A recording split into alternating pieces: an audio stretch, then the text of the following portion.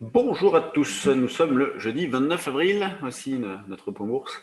Le CAC poursuit, nouveau gap à la hausse et l'indice qui se rapproche allègrement des 6300 points avec une ouverture déjà impressionnante, puisque l'ouverture à 6265 points, donc des indices qui sont montés d'un cran à l'ouverture avec les déclarations d'hier de Powell et de Biden, et puis derrière les bons résultats d'entreprise, les pressions techniques, voilà, tout s'active et ce qui fait que le marché monte en ligne droite depuis l'ouverture.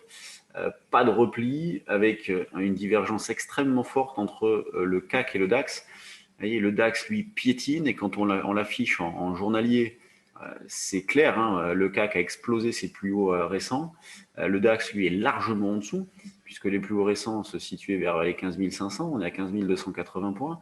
Donc, divergence gigantesque entre les deux en faveur du CAC, un indice donc porté par des grosses pondérations, par le secteur du luxe. On verra tout à l'heure qu'au niveau des grosses pondérations, on a un bon comportement de Sanofi, Total, L'Oréal, des résultats d'entreprises qui sont dans l'ensemble très bons, une nouvelle fois ce matin. Donc un moral qui est bon, une dynamique qui est haussière, un marché qui manque de volatilité, c'est un petit peu le point noir de la phase actuelle, ou encore hier, ça n'a pas été une séance extraordinaire en termes de trading. Il n'y a pas énormément de retracements exploitables. Alors, on en avait un le matin, mais ce n'était pas non plus une évidence. Bon, l'après-midi, éventuellement des achats agressifs sur cette zone de 6245. Même le soir même, on a pu éventuellement recommencer pour ceux qui étaient prêts à conserver des positions pendant la nuit. Mais c'est ça qui est terrible, c'est qu'on a des marchés qui progressent fort. Et en termes de trading, c'est pas sur l'indice, je parle, sur les actions c'est un petit peu différent, mais sur l'indice, c'est pas une phase extraordinaire. Et moi, dans la phase actuelle, c'est ce que je disais sur le forum à l'instant, je gagne beaucoup plus sur mes options, donc notamment les calls que j'achète dès qu'il y a des replis en faisant une opération par semaine, que sur les futurs où j'essaie de bouger dans tous les sens. Donc, enfin dans tous les sens, uniquement à l'achat, mais en faisant preuve d'un certain dynamisme, parce que justement, il faut être patient, il ne faut pas se contenter non plus d'écarts trop importants. Donc, on travaille toujours dans le même esprit, à savoir accumulation d'écarts. Et moi, je garde un solde acheteur via les achats de call. Je trouve que c'est parfait. Et vous voyez, justement, les calls 6003 que nous avons achetés lorsque le CAC était à 6100, là, ils arrivent à la monnaie, donc c'est fantastique. C'est comme si c'était des futurs. Donc, ça fait un joli solde acheteur gratuit. Donc, c'est très agréable comme position. Bon, pas évident de fixer des niveaux d'intervention maintenant au vu de l'extension.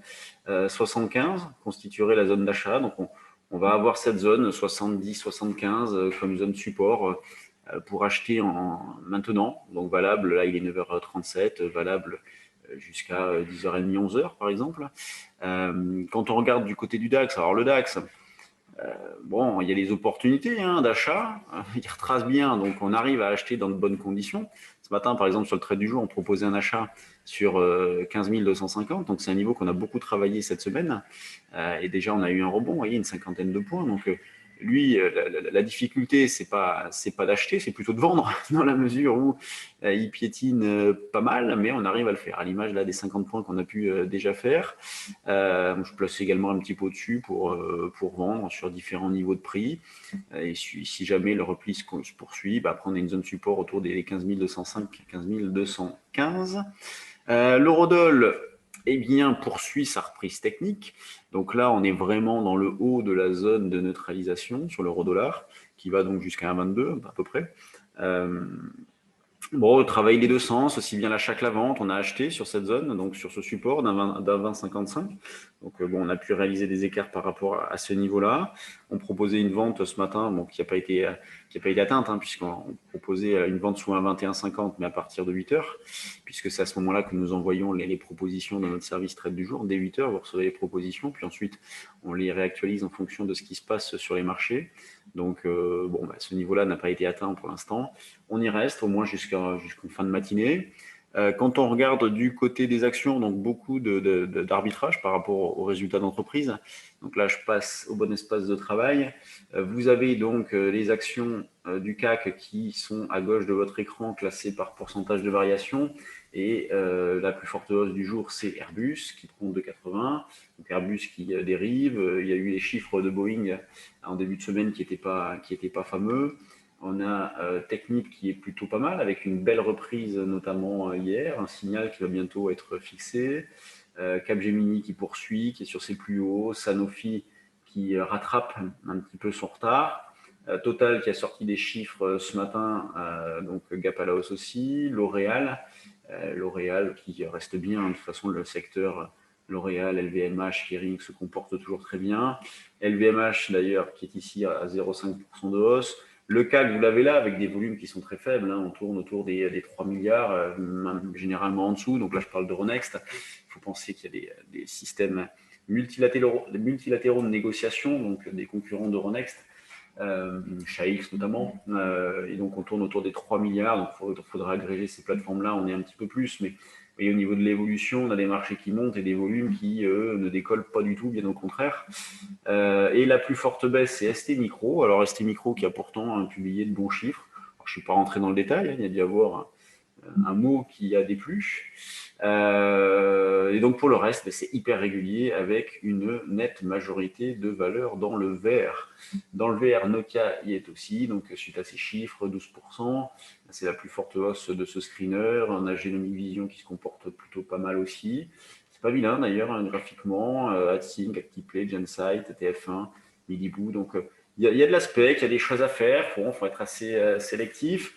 Il faut faire attention aussi aux publications, pas forcément aller sur des valeurs qui vont publier le soir même.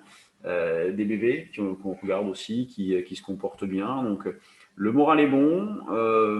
Il y a de l'aspect qui est présent. On arrive à faire des petites choses, notamment Novacite. Vous voyez, on va regarder Novacite, ce qui se passe ce matin. Valeur qui bouge beaucoup. Là, c'est une valeur à travailler en ce moment. La spéculation est dessus. Il y a des écarts importants. Nous, on en avait acheté vers 4,5. C'est ce qu'on avait proposé sur le trade du jour action, avec un allègement, une sortie à 6,5, donc ça fait un écart fantastique. 2 € par titre, c'est gigantesque, surtout que ça s'est fait quand même assez vite. Et au niveau des volumes, plus gros volume du jour, ST Micro, largement devant Total, Sanofi, Airbus. Donc vous l'avez ici, plutôt des grosses pondérations, donc hormis ST Micro qui pèse rien du tout dans le CAC, mais c'est réaction aux chiffres. Pour le reste, c'est toujours plutôt des grosses pondérations avec donc des arbitrages qui s'effectuent sur ces valeurs-là ou qui s'effectuent entre le cash et le futur. Bon, eh bien, on se retrouve demain pour notre live de la semaine. Préparez vos questions. J'y répondrai avec plaisir pendant 30 minutes, entre 9h30 et 10h. Donc, pour participer, il suffit simplement de vous connecter à notre chaîne YouTube à 9h30 demain. Sur ce, bonne séance, à demain, salut!